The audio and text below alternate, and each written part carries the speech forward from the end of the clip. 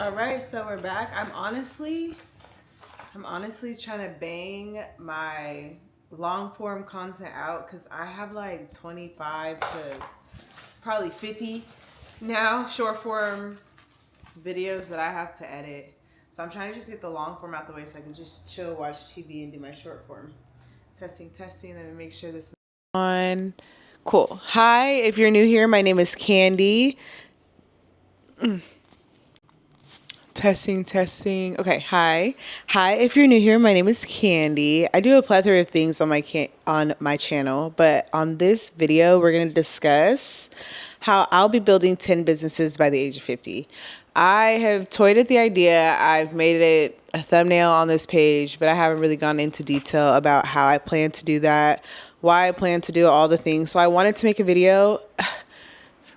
I'm praying that it's under 15 minutes. That kind of just describes everything. So moving forward, everything makes sense. Tomorrow, I actually have to tour a location. So that's what's triggering me making this video, because touring a location would make sense if you guys didn't know what I was doing. So I just got the shower and put my hair in a messy bun.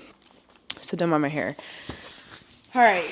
So I wrote down a couple talking points so I can stay on track. I do not like my last couple of videos for like 30 minutes. So I'm trying not to make them that long. Okay. So I'm here to talk to you guys about how I'm going to build 10 businesses by 50. Why? I have been out of business pretty much my whole life. My parents have owned businesses, and I got to view business from like a unique perspective, which was just the outside looking in. I had to participate in the growth of my parents' business and like the downfall of their businesses too. But I feel like I never had to put up money. I never had to go get loans. I didn't really have like certain stressors like I did and didn't. So I feel like that gives you or at least me, a unique perspective on business. Yes, it was an emotional investment and a time investment, but I didn't have to like financially invest in anything. And then I had parents who, how do I put this? Their businesses meant like a lot to them. And I feel like watching how much their businesses meant to them showed me kind of the relationship I didn't want to have with business. And I think my wanting 10 businesses is more for structural foundation than it is like these are specific businesses that I've always dreamt of. It's more, I just want a diversified portfolio so we can have financial freedom, versus my parents. It was just a little bit different. But because I know how building every generation works, like I wouldn't have my understanding of business if I did not see how my parents like navigated theirs. So, and I have a full understanding of that. I feel like my kids are going to navigate business far better than me because I'm going to just raise them also in business, but a different way. And they're just going to have access to more resources. So I was one of those kids whose parents had a business, but my parents were very competitive and narcissistic. So they weren't like, hey, I learned this, let me teach you. They were kind of like, well, I knew this when I was 2, why don't you know it? So I had to learn things very quickly. I had to learn how to be efficient very quickly. Like there were things that I was not taught. I've always had to teach myself how to do these things. So when I think of like why I want a business, because even though I've seen my parents fail at business, I've also seen like what works and what I would take away from things that they have done. How? So I feel like telling literally anyone I want 10 businesses by 50 sounds crazy, but I think if you break it down, I have like 10 plus years to do that. So if I do a business a year, it's very much attainable. And when I think of a business, I think most people think like brick and mortar. I don't think of businesses like that. I think of businesses like what benefits me at that time, or what is a need that people have at that time. Something I have learned in business is it's really selfless. So if you want it to be lucrative for you, it's important that you figure out the solution to a problem, because that's all people really want. But finding out what that is, that's literally the journey. So how I plan to do all this without money is to start with the business that costs the least. So I have a list of businesses that I want to do. I'll probably do that question next. But I feel like starting with a business that costs the least would be would be a great start. If you go down on my page, I am no stranger to starting businesses with $0. I have always built from scratch. So I think writing out my ideas and starting from scratch, I can give you an example, but I normally do consultations for this just to like teach people how to get their creative brain going. So for me, if I can't start a business or I don't have the capital, I know how to create mock-ups. I know how to create a website, and I'm really good at social media. So I will create a story, or I will create an experience that people can engage with. That way, when I do come out with a product, 9 times out of 10, it has to be pre-ordered. People hate pre-ordering. I don't understand it. Like, people don't just have capital for stuff laying around. So people pre-order. It's your job to know how much it will cost for everything, and then I ship things that way. It's not my favorite method, but it is a method. I also know how to do a lot of services. I hustle, I teach dance classes, so when I think of the how and how these businesses would become for me, I write grants. I straight up talk to people and ask them to partner. I'm open to working. I will work a part-time job somewhere that I like so that I could just invest in my business, because I just think that's smart. I will literally learn how to do social media, so eventually it could be a side hustle. So when I think of how I will fund my businesses, it's like you have to get creative. I work with people to get creative, but I naturally just think of things that can make money. And part of me, I love psychology. Part of me thinks that comes from being poor. When you are from like underserved communities or neglected or whatever, you have to figure out a way. You have to figure out a way out of no way. So I've literally my entire life was dealt the worst hand and have had to figure out a way out of no way, chronically and constantly. So I think it's just like embedded in me. So when I think of how, I'm more so, my question to myself is like when, but it always occurs because I will literally plan out everything, how I envision it in my head, and then just like figure out how to do it. And if that requires me to go get work, a grant, or whatever, I will go do that. What have I done? So I have already started businesses, but I do businesses in like I don't do anything in traditional way. I do business in like just a non-traditional way. I test the waters. So I've been a barista since, I say 10 years, but I feel like it's been longer. I started when I feel like my first barista job was 18. And the last time I worked was in 2023. So however long that is. Might be a little later. I just did a contract with a coffee shop last year. So I don't know. So anyways, what was the question? See, now I'm just deep in my thought. What have I done? Okay, so I have done business in a non-conventional way in that I will test things. So I worked in coffee for 10 plus years. And then one day I'm like, man, if I want to open a coffee shop, this is what I would do. And I started writing out what I would do for a coffee shop. How would I function? Who's the example? I will always die on the hill of Starbucks is the best example for a functioning coffee shop.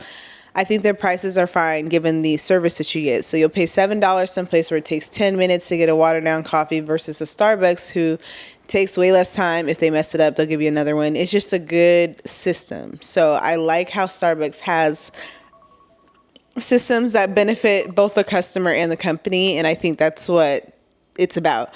I have done things like started my clothing line. Had no idea what was going on. Like if you look at my Instagram, like literally what's going on? Like I started a clothing line, which today would be called creative directing, which I wish I knew back then. I wish social media was that big back then. I had a pretty big in-person following back in 2013 through maybe 19. And a lot of that stemmed from just like a creative idea, which was just getting girls together.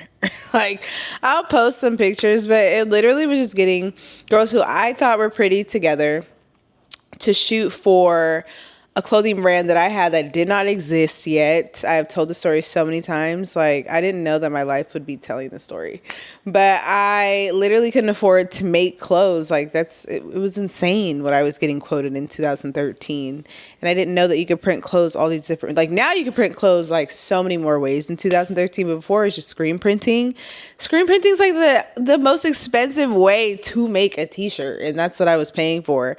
I didn't understand how to sell my clothes. Like I didn't even understand like what I spent. You're supposed to charge double and a half what you spend. Like, those are all things I learned through going fucking broke. Like, my experience with business, and nobody I knew had a successful clothing line. I literally took my ass to Los Angeles and learned about people who knew how to make and construct clothes. I went to manufacturers. Like, I put myself in a position to learn. So my introduction to business was like, yeah, my parents did it, but my ex-stepdad, he who shall not be named, because I do not like bringing him up on shit. He owned a a barbershop. He let that go to shit. But now that I'm a grown up, I'm like, that's like one of the easiest businesses to run because people are just paying booth rent. So, being around that was a certain type of business. My mom had a dance studio and like a plethora of other things. She has like 10 businesses. But like working with her showed me how you can't have 10 businesses in like a span of 2 years. Like you can't think of a system for 10 businesses and two. So I see how they make my parents are mentally ill, undiagnosed. They have always made like the strangest, most irrational decisions when it comes to business. And I think I navigate business the way that I do because they make the craziest, most irrational decisions when it comes to business. So when I think of like what I've done in the past, it's make a series of rational decisions. I went and got a 9-to-5. I actually went to a bank. I worked at Bank of America before COVID because I really wanted to learn both business and how getting funding worked. Like in my community, the Black community, people do not like to share this information. And lucky for me, I grew up around predominantly white, and so they do. So I had to learn through literally other people how to get grants, how to get government funding, government contracts, like things that people just like don't share in business for whatever reason. I hate the saying everybody can eat because I don't believe in it. I think everybody needs to work hard to eat. I think everybody needs to have grit to eat. But I also think it's cool to use discernment and say, okay, if I give this person this information, make it transactional. Like, okay, in turn, you got to help me with this. Like, I see business like that. I'm not going to withhold information, but you're going to give me something in exchange. That is business. Like, low key, that's life. Like, but it's really business. And I feel like sometimes people don't gauge that. So they overextend themselves or whatever. Like, I've been through that too, just like overextending myself. That happened with the clothing line. Back to that, I started getting models together. Dude, the shoots got bigger and bigger. The girls became more bigger and bigger of bitches. Like, I'm a down-to-earth bitch. This is how I dress. I don't have to be full face. Like, I'm very confident in who I am. I know how I like to move. Yeah, no, when you work with like 15 girls, that's not the case with everybody. Even though I was shooting them, that was not the case. And like mentally, I don't be dealing with that shit. So I cut the shit real quick. Even though they were featured in clubs and music videos, I cut the shit because I wasn't mature enough to not fight everybody. So we're cutting it. And by then I had enough people to where I got my taxes back, I believe, that year. And then I came out with clothes and I had enough people that would buy the clothes. It was up and down. Clothes was a roller coaster because it's not a necessity. Like, you have to ask yourself when you're in business why people will buy something. And that's something I didn't understand before. I used to, why are they buying clothes? It's like, because it's fucking, we're in a recession. It's like understanding who my customer was. Like, nowadays, I will be coming out with more clothes. But my customer literally, I know needs to be rich. I know my price point needs to be. I know what my work looks like. I know what I can and can't do. I know how much I invest in myself. All that stuff I didn't know before. So I would like pay $25 to make a shirt. And then I would sell the shirt for like $15 just to sell the shirt. I've done my time. Okay. This is back in 2013. So I've learned. And there was no one I can learn from. So everything I've learned has been through experience, what's around me. But I also put myself out there. So when I first started doing clothes, I used Shopify before it was really, really big, but I was really consistent. So Shopify would invite me to stuff all the time. I would meet people through Shopify. I would do pop-ups in LA because back home, I come from a hater-ass city. Sacramento is such a hater-ass town. Everybody fucking knew me. Everybody knew my brand. People would copy me. I threw a sold-out fashion show. People would copy me, but they wouldn't support me. Just whack. So I came to LA, and that's why people leave my hometown, because like when you come to LA, you really do get the support, because people here just want new, fresh stuff, and that's what I experienced for like years. People were just buying my stuff. It was new, it was fresh. They loved it. So once I moved here, I kind of started going into the social media realm because people are like, oh, I need help with my social media, and I also need help with photography and videography. My family's home. Hold on. That was fast. What? feel like getting home. Say hi. Hi. Leave home. Mm-hmm. I feel like away. I gotta do something with that. I got. Callie's home. Say hi. Hello. And Callie. There you go. Okay, so after working with them, I took time off. I had kids, and then I ended up getting a brick and mortar store when I was laid off from Bank of America.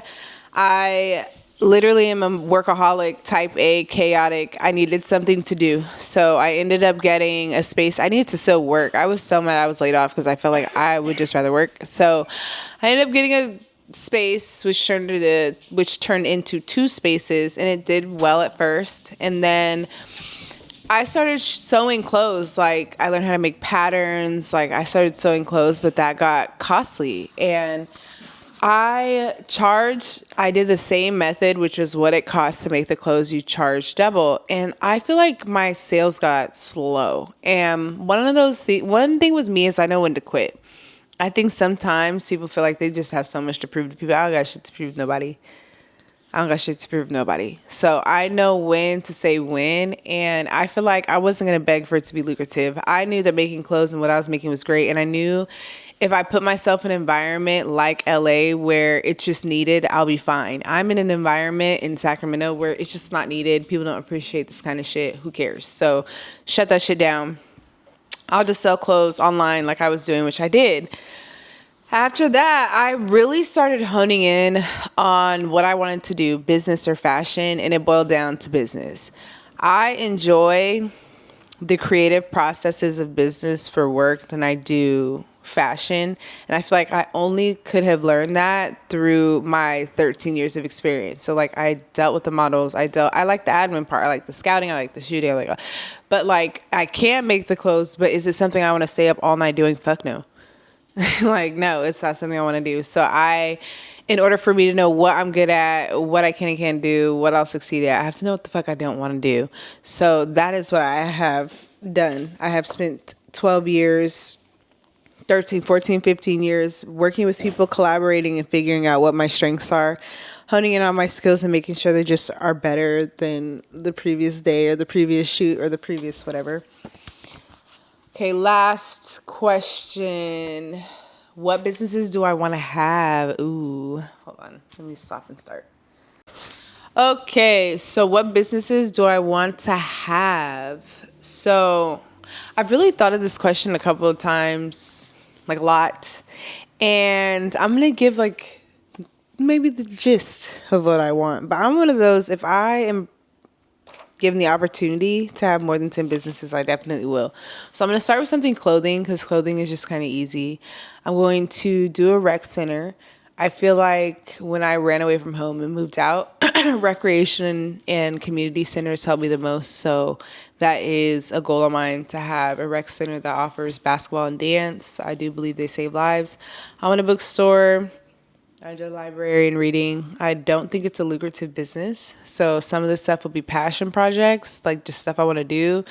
And some of it is to actually make money. So clothing, it'll make money. It's just dependent on where I have it, what kind of clothing. So that is what I'm doing market research on now.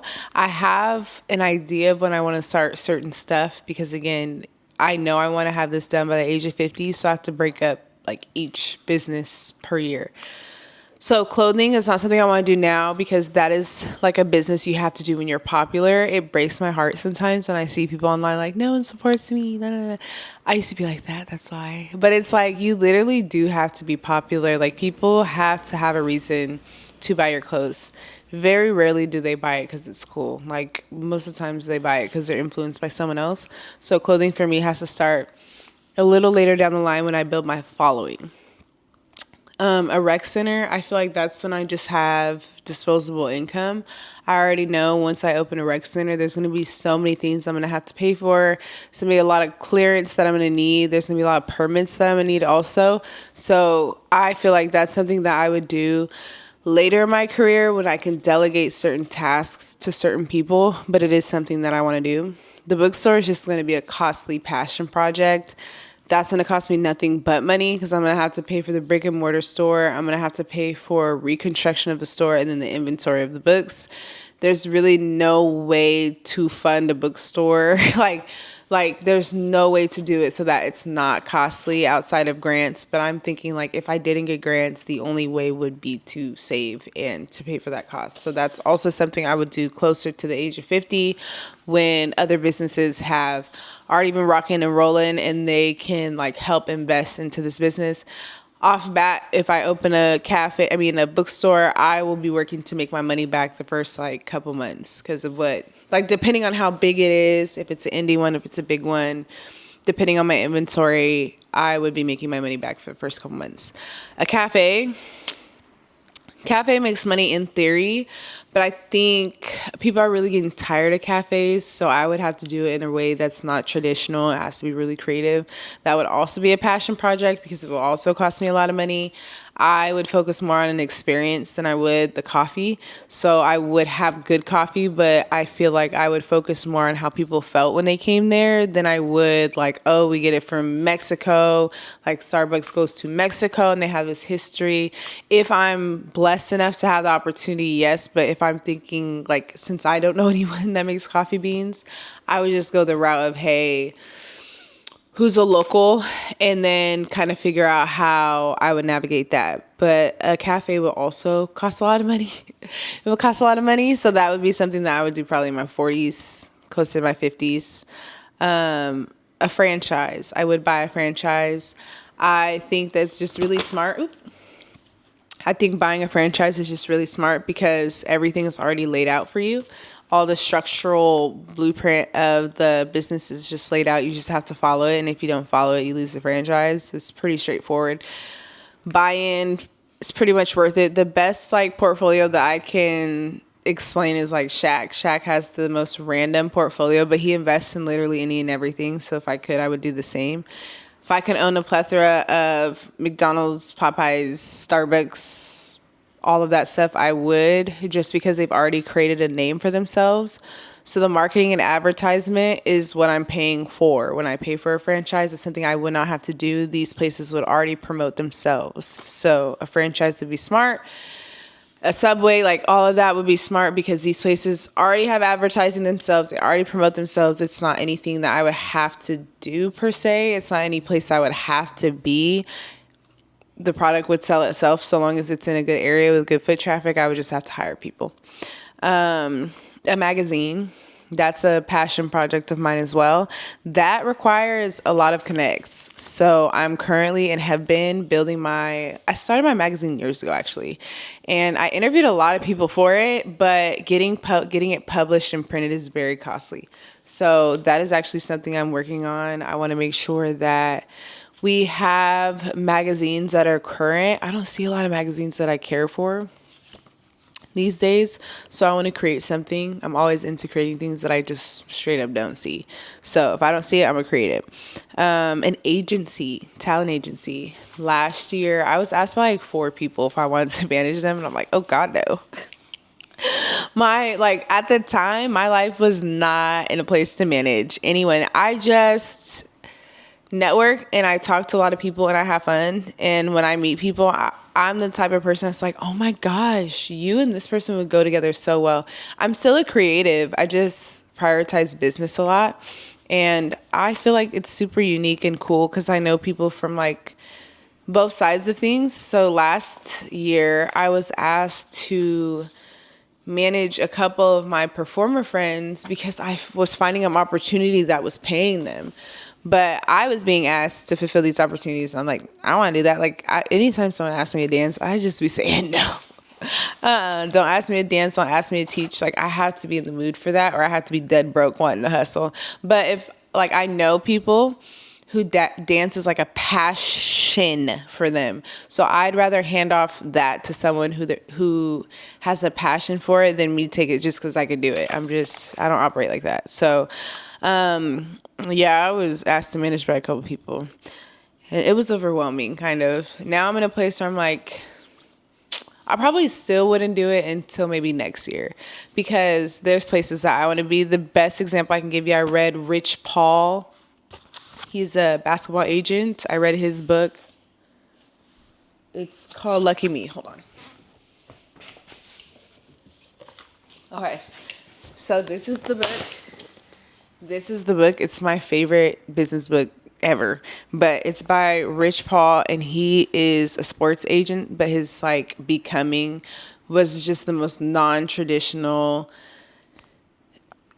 process. Like him becoming an agent. He's like LeBron's agent, De'Aaron Fox, Stephen Curry. He's like every big basketball player's agent.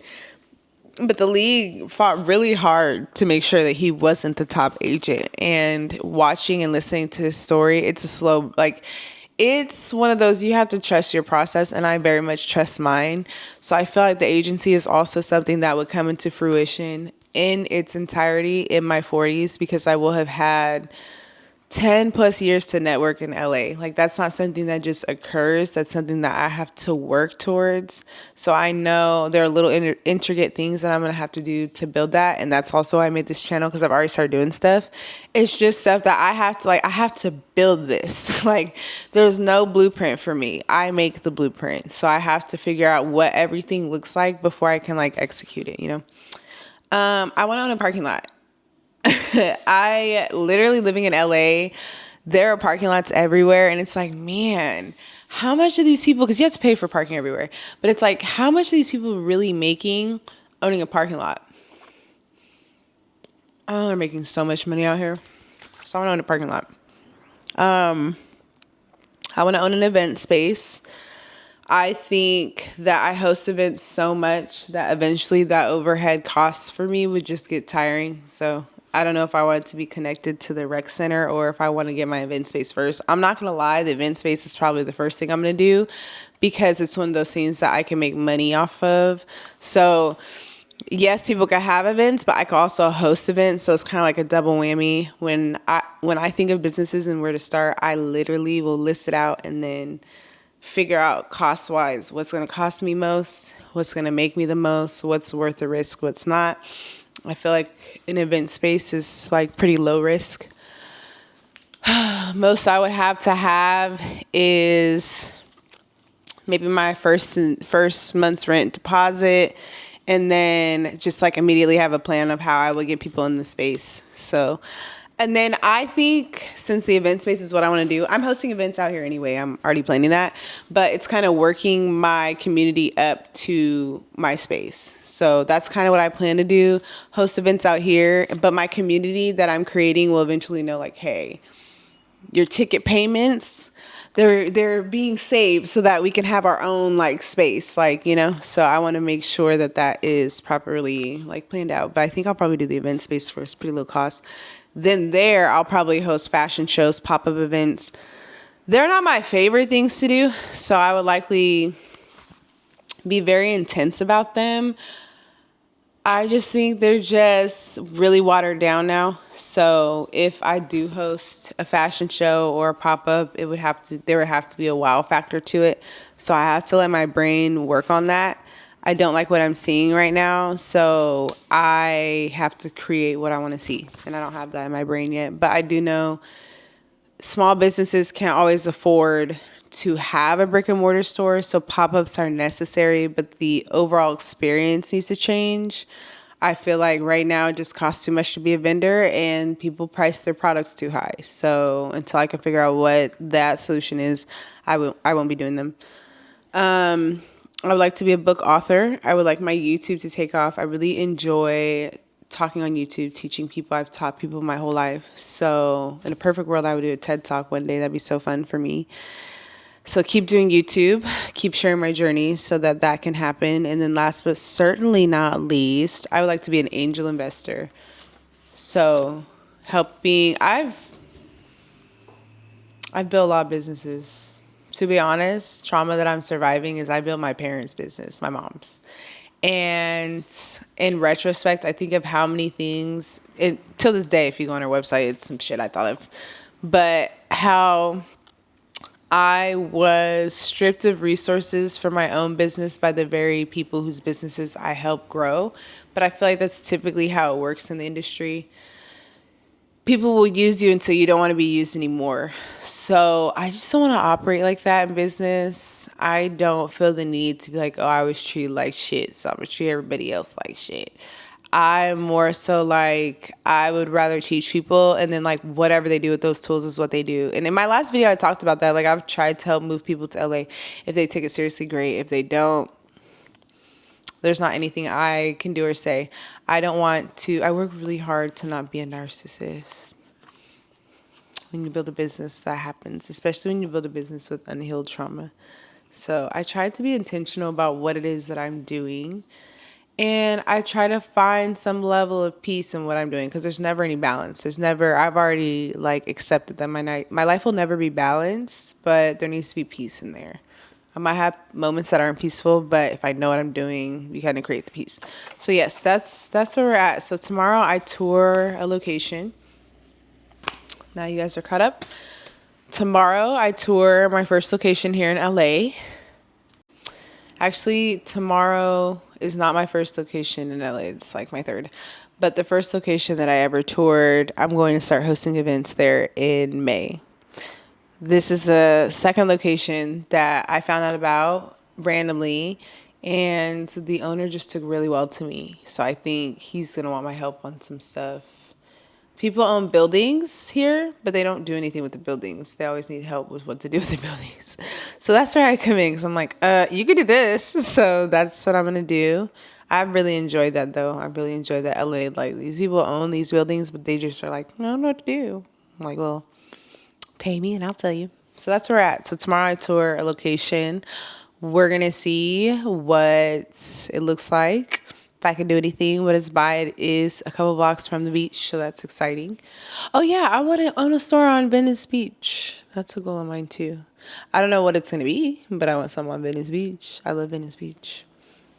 But I'm going to do that after I've been here like 10 years. That's one of those things where I'm like, I had to be here for a while before I do something like that. So I try to time stuff so it makes sense. So yes, that is me building 10 businesses by the age of 50. So we're on for tomorrow. I'm going to show you guys what the location looks like. And then, yeah, we're going to go from there. Shout out to you guys. Like and subscribe. Thanks for being here. And I'm excited to be building with you. If you have any questions, you can comment them, and then comment them below, and then I'll reply.